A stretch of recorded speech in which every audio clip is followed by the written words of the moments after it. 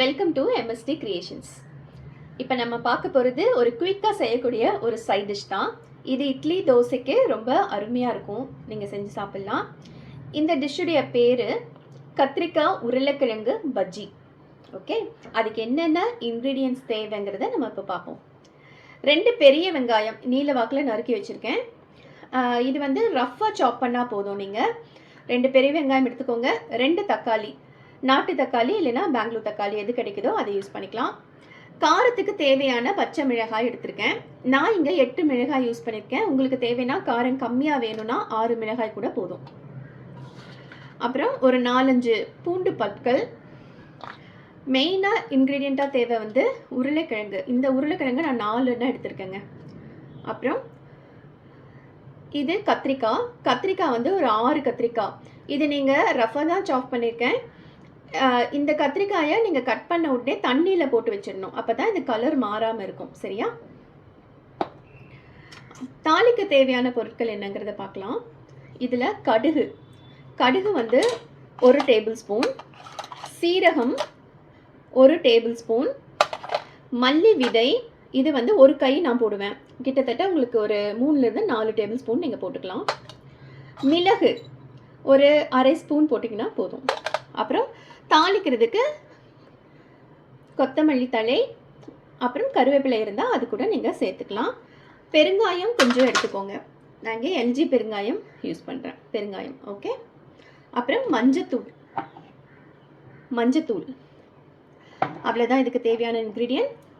தாளிப்பதற்கு தேவையான எண்ணெய், நீங்கள் ரீஃபண்ட் ஆயில் யூஸ் பண்ணாலும் சரி, இல்லை செக்கில் ஆட்டின கடலை எண்ணெய் யூஸ் பண்ணிங்கனாலும் ஓகே, இல்லை தேங்காய் எண்ணெய்னாலும் பரவாயில்ல.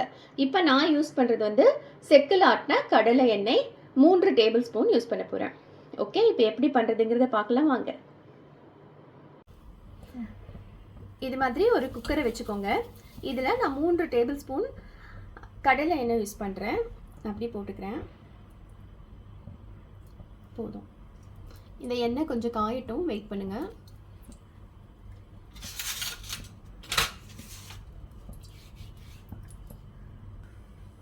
எண்ணெய் காஞ்சிருச்சு. இப்போ நான் கடுகு போடுறேன். கடுகு 1 ஸ்பூன் நல்லா அப்படி பொரிய ஆரம்பிச்சிருச்சு. கடுகு பொரிஞ்சதும் சீரகம் போட்டுறேன், மிளகும் கூடவே போட்டுறேன். பொரியல் சத்தம் வந்துருச்சு பார்த்தீங்களா? இப்போது நான் ஒரு கை அளவுக்கு மல்லி விதை யூஸ் பண்ணுறேன்.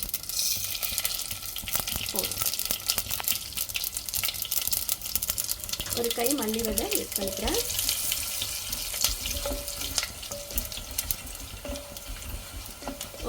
ஒரு நிமிஷம் அப்படி வறுத்துக்கோங்க. மல்லி விதையை சேர்த்து முழு விதை தான் நான் அப்படி போடுறேன். இப்போ வெங்காயம் ஆட் பண்ணிக்கலாம்.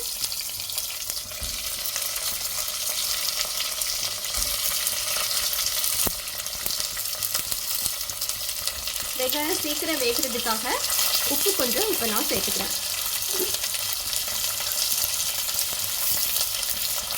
தேவையான அளவு பாதி உப்பு சேர்த்துக்கோங்க. கடைசியில் டேஸ்ட் பார்த்துட்டு தேவைன்னா மறுபடியும் சேர்த்துக்கலாம்.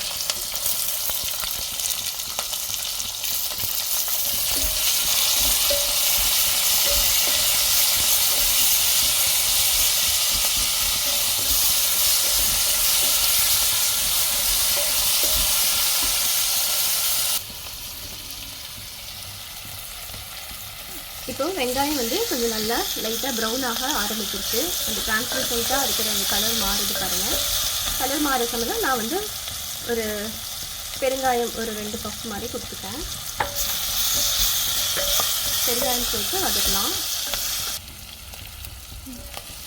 வெங்காயம் இப்படி லைட்டாக ப்ரௌன் ஆனதும் இப்போ நம்ம தக்காளி சேர்த்துக்கலாம். தக்காளி, பூண்டு பற்களும் சேர்த்துக்கிறேன். அப்புறம் பச்சை மிளகாய் சேர்த்துக்கிறேன்.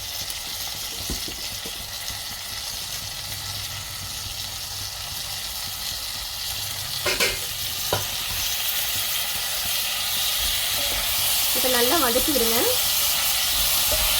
ஃப்ளேமை கம்மியாக வச்சுக்கோங்க. வதங்கட்டும் கொஞ்சம் நேரம்.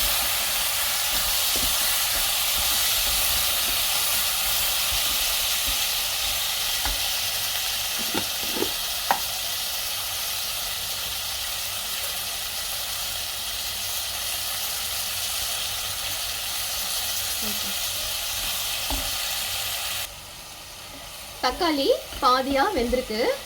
ரொம்ப நைஸாக வேகணும்னு அவசியமே இல்லை. ஜஸ்ட் ஏன்னா இதை நம்ம வேக வைக்க தான் போகிறோம். அதனால் ஒரு 2 திருப்பி விடுங்க, அவ்வளோதான்.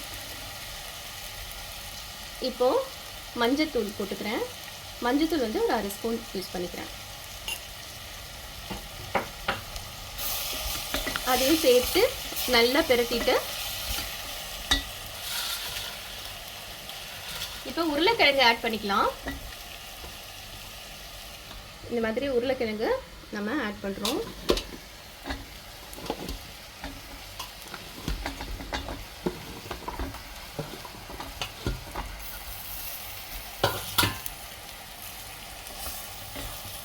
இது கத்திரிக்காயும் இந்த தண்ணியில் போட்டு வச்சுருக்கேன் இல்லையா, அந்த கத்திரிக்காவை தண்ணியெல்லாம் எடுத்துகிட்டு ஜஸ்ட் சும்மா அப்படி போட்டுக்கலாம். தண்ணி சேர்க்க வேண்டாம், அப்படி எடுத்துக்கோங்க.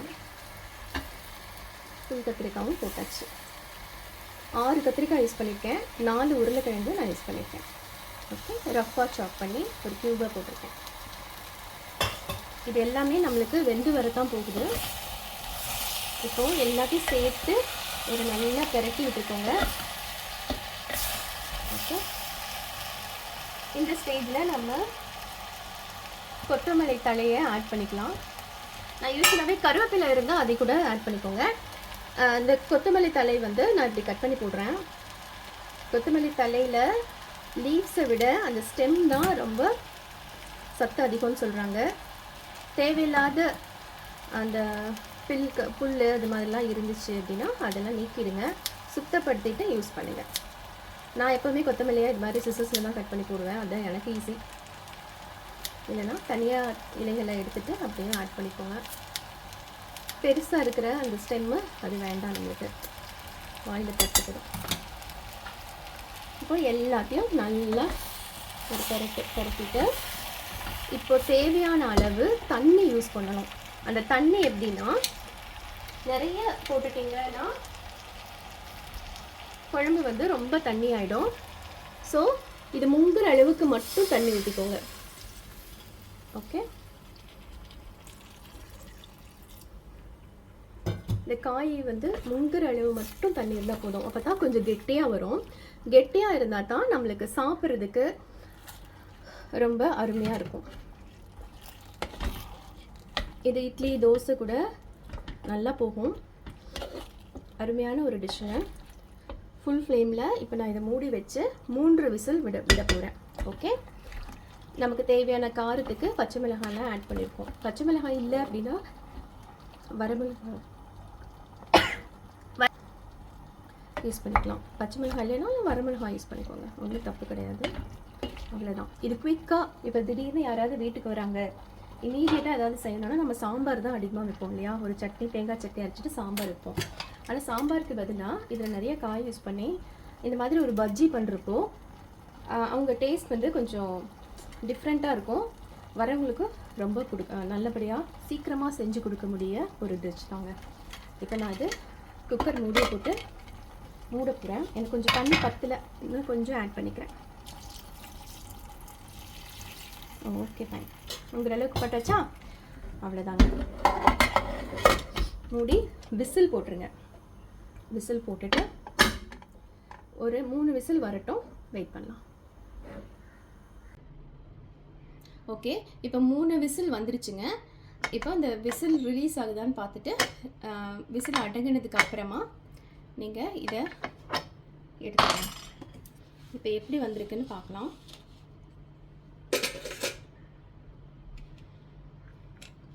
விசில் அடங்கினா அந்த லிட்டு ஓப்பன் பண்ணால் பாருங்கள், வெந்துருச்சு. நல்லா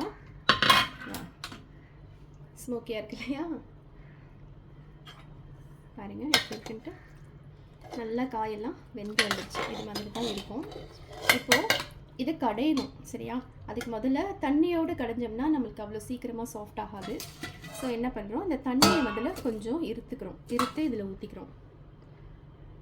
இது மாதிரி எக்ஸஸ் வாட்டர் இருக்கு இல்லையா, வாட்டராக இருக்கிறத கொஞ்சம் இப்படி எடுத்து நீங்கள் அதில் ஊற்றிக்கோங்க.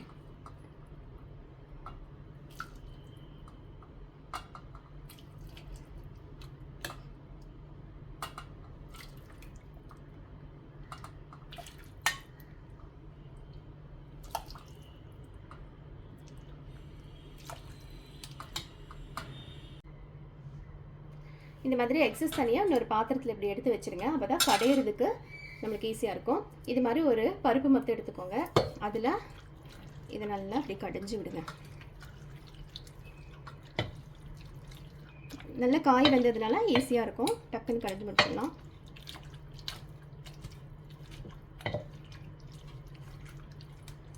நான் இந்த குக்கரில் வச்சு அப்படியே கடைஞ்சிடுறேன்.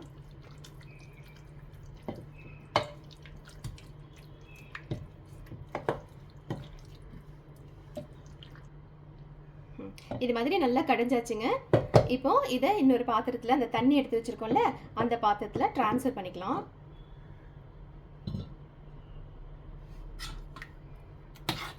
இந்த தண்ணி வேஸ்ட் பண்ணக்கூடாது. இதில் நான் போட்டு ட்ரான்ஸ்ஃபர் பண்ணிக்கிறேன். இப்போ பாருங்கள், இது மாதிரி ரெடி ஆயிடுச்சு. நம்மளுக்கு இது சூடான சுவையான கத்திரிக்காய் உருளைக்கிழங்கு பஜ்ஜி ரெடி ஆயிடுச்சு. இதை நீங்கள் ஹாட்டாக சர்வ் பண்ணுங்கள். சைட் டிஷ் வந்து ரொம்ப அருமையாக இருக்கும். நீங்களும் ட்ரை பண்ணி பாருங்கள். நன்றி என்னுடைய இந்த வீடியோவை வாட்ச் பண்ணதுக்கு. உங்களுக்கு பிடிச்சிருந்ததுன்னா உங்கள் ஃப்ரெண்ட்ஸ் அண்ட் ஃபேமிலிஸ்க்கு இந்த வீடியோவை ஷேர் பண்ணுங்கள். Please like, share and subscribe. நன்றி.